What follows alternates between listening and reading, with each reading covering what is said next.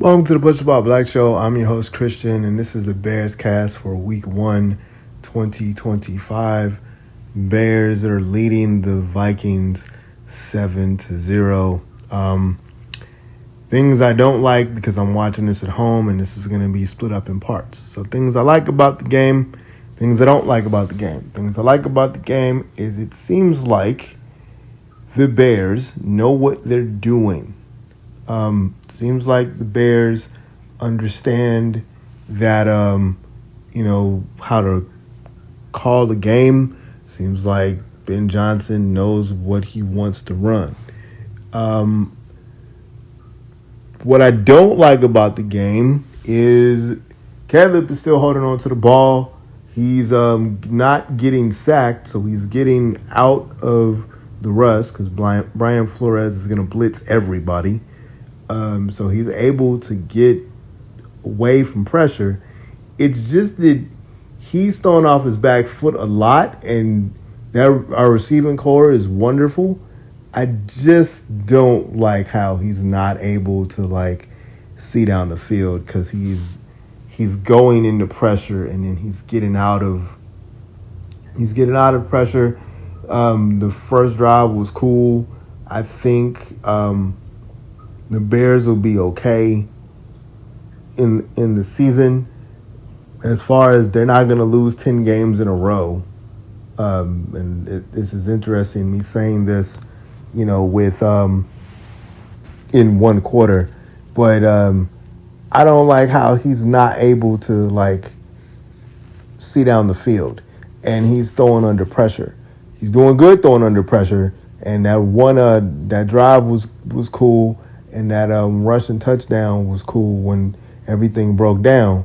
But not feeling how he, that short intermediate passing game, as my man Lawrence Holmes says, they promised us jetpacks.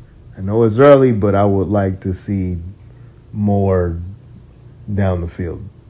So, second quarter just started. Matter of fact, Bears just got a pass interference. Stupid reason. So this could be an easy tie ball game in the next 30 seconds. I will get back on this on halftime. Second quarter or halftime, in the second quarter or halftime of the Bears-Vikings game. And the Bears are up 10-6. Vikings just kicked a 58-yard field goal. Bears kicked the field goal before that.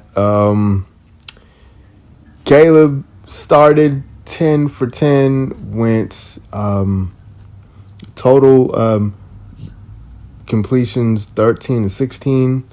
So he kind of went down in the second quarter. This has been a defensive game. This has not been a offensive game. I said in the YouTube video when Micah Parsons got traded to the Packers, I said that you didn't know what the Vikings were going to be. You really didn't know what the Bears were going to be. J.J. McCarthy, 5 of 8, 48 yards, 11 rushing yards. And half of that was in the last couple minutes of the third quarter. Caleb, 13-16, 112 yards. There were a couple of the passes that Caleb did complete after that 10 for 10 start were a little better.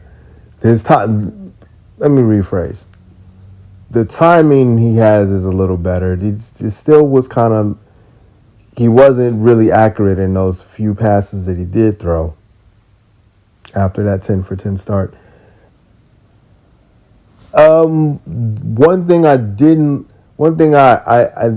need to see is down the field. Troy Aikman has been mentioning this the entire game so far, that Caleb is not seeing down the field. Like, he's checking down a lot. And that's partially, I think, because of Ben Johnson's offense, where just get the ball out of your hands, complete a pass. Don't worry about looking down the field. This is probably because they can't block a lot of the down the field stuff, and you're just trying to get out of you're just trying to get out of the play off and the completion made.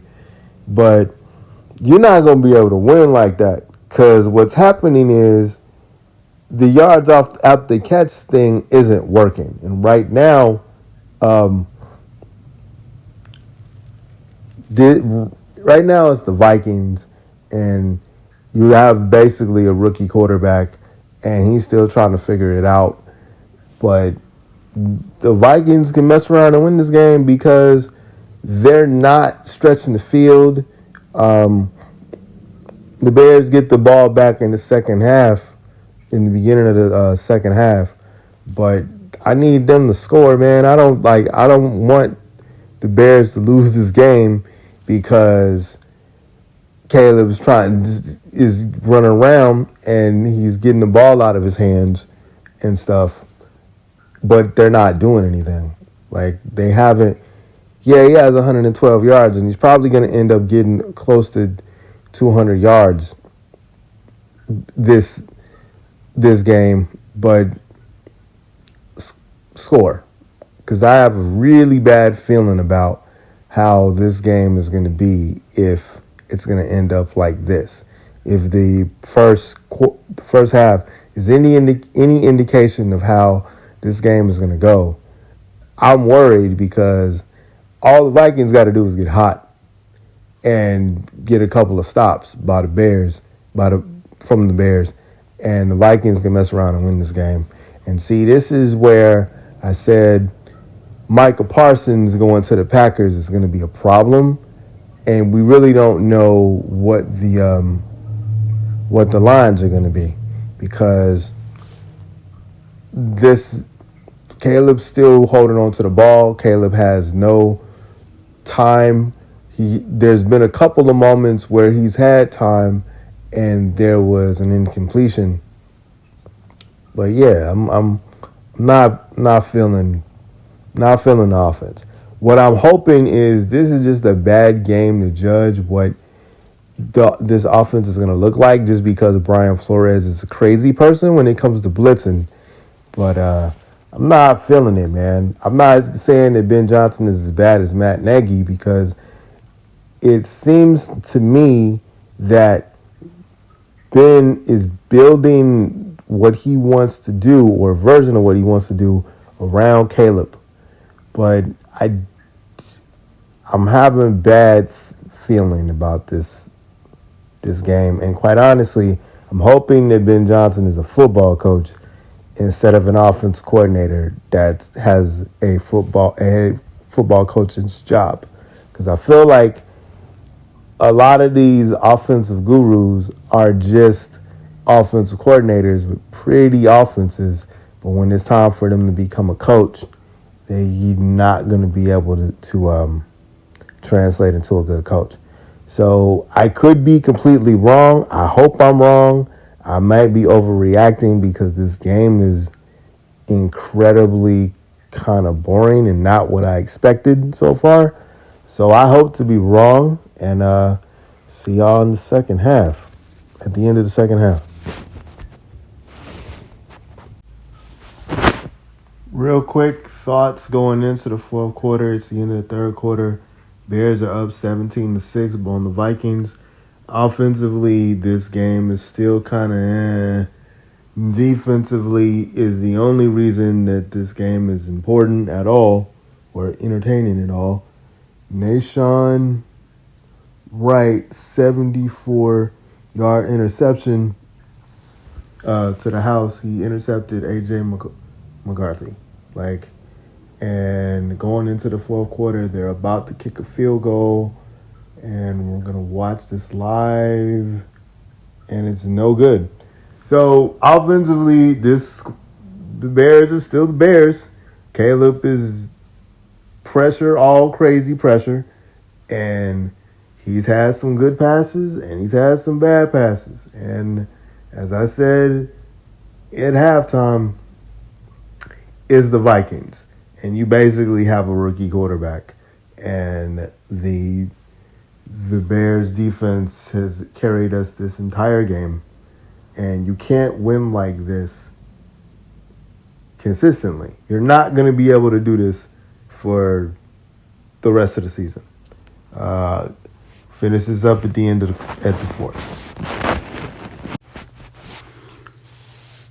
So, Bears lose this game, 27-24, by allowing the Vikings and a rookie quarterback, because he is rookie, to score 21 points in the fourth quarter, and they only get 7. And it would still had a game, but there was penalties because undisciplined. And then the last penalty where it was a shotgun and then a shift, and then DJ Moore got in the middle of the snap, ball bounced off of him, and then it was a penalty. So there's that. Caleb Williams has 211 total yards. AJ McCarthy 143 yards. 21 of 35, 1 touchdown. JJ McCarthy 13 to 23 touchdowns, 1 interception. Caleb was the leading rusher, 58 yards, off of 6 carries, 1 touchdown. Leading receivers is DJ Moore, 3 receptions, 70 yards. AJ McCarthy was sacked 3 times. And AJ McCarthy was intercepted once. And the Bears still lost that shit because we were promised jetpacks and we got a unicycle. I don't know if this is cake because the scripted plays, the first quarter was everything was fine. Caleb went 10 for 10. Everything was good. And then, for whatever reason, he turned back into an inaccurate pumpkin, which he's always had accuracy problems. I don't care what you say. I don't care that we compare him to Pat Mahomes. I don't care about that. That dude I've watched that man since he was in Oklahoma, and he was inaccurate there. And that's when his debut, he spazzed out in the Red River shootout. And I can say spaz because I'm disabled if this ever gets whatever. He's inaccurate. He was inaccurate in Oklahoma. He was inaccurate in USC. He's talented off of his ass. His arm, when he is accurate, his arm is dope. He can do shit with his legs to get out of the way in the prolonged plays. He's not special athletic. He's Russell Wilson at Russell Wilson's peak athletic. But that doesn't matter if you can't complete passes. If you can't complete deep passes all the time and you're inaccurate, it doesn't matter. And Ben Johnson got out coached today because also you can't have 100 at one point. You can't have 127 yards. You can't allow 127 yards and then have 1 yard of total offense.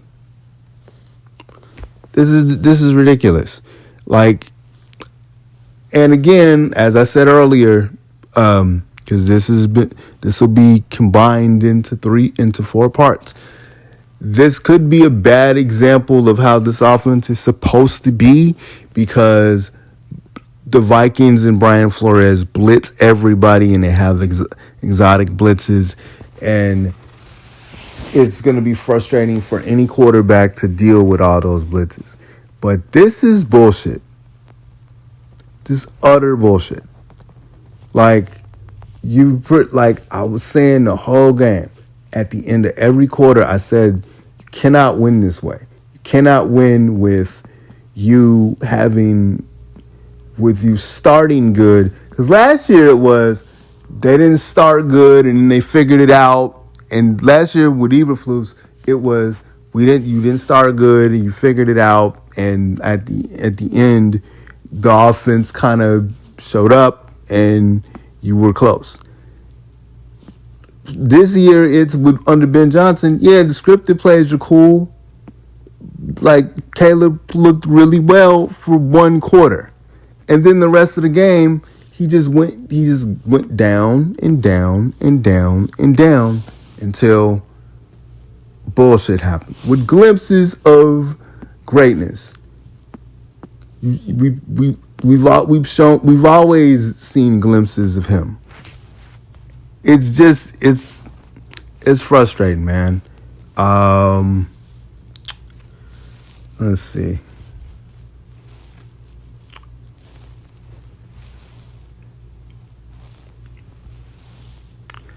Team stats: 318 yards a total of offense, 254 yards with the Vikings, 318 by the Bears.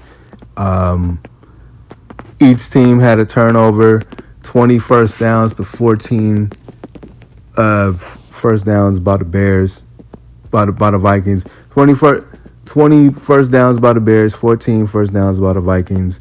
The penalties, this is the penalty mark. Eight penalties for 50 yards, 12 penalties for 127 yards. You can't win like this either. Like, that was another thing that was an issue last year, penalties. And I'm seeing the same shit. 12 for 127 yards, and they were coming at worst times. Third down, 3 for 12 on each side, so that was even.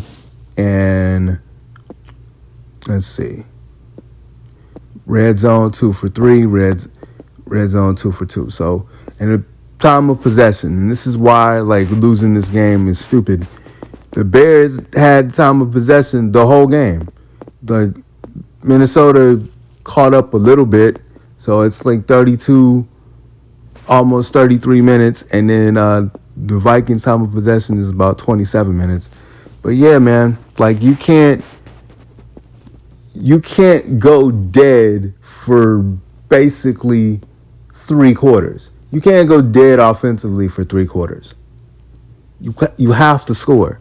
And this is the team, this is the Vikings with a rookie quarterback, or with a guy that he's a rookie, but this is his second season due to injury. You can't win this way. You can't win. Like, I'm tired of seeing it. I've been seeing it for years. Our defense is gonna get tired. Our defense is not that good to carry a team like this all the time. Defense got tired. I want to see what happens next game. I think they play the Lions the next game. The Bears do. I want to see what happens against the Lions, because the Lions, to me, they haven't been good all preseason, and I think the first game they weren't good the first game either. So I want to see how they do against the Lions. I think that'll be a better parameter. But they should have won this game, even though Brian Flores blitzes everybody and like was giving Caleb all types of hell in not having a clean pocket. This game should have been won, because offensively, it took the Vikings basically 3 quarters to figure it out, and y'all should have put more of a cushion on. Y'all should have put more of a cushion on the on that lead and open up the offense a little bit. If this is how this is gonna go, then I know they're saying that Caleb has 2 more seasons, because this season and next season. But do we really need to see if this is how he's gonna play? Do we really need to see him after this season? I mean, he might just be a first-round draft pick that's gonna have to be 2 or 3 teams in before it clicks. Because I'm not seeing it click right now. And this has nothing to do with him. There's a report saying that he's dyslexic now. That wasn't an issue before. The issue has always been his accuracy. It was that way in Oklahoma. It was that way in USC, especially during the deep ball. So that's been his problem his entire career, college and now in the NFL. Dyslexia ain't got nothing to do with that. That's his ability to throw an accurate ball. And it got to the point in this game, his mid-range passes were inaccurate because of the pressure that he was under. Same as last year. He might not get hit as much because of that line, but there's tape now on him now. Then they know, and people know exactly what to do despite Ben Johnson's offense. So I'm annoyed. This is bullshit. They should have won this game. It might be a rough season. So put some ball blackout later. And if this doesn't get uploaded to tonight because it's 11 and I got a job, then I'll upload it late tomorrow evening when I get off. But yeah, push ball blackout.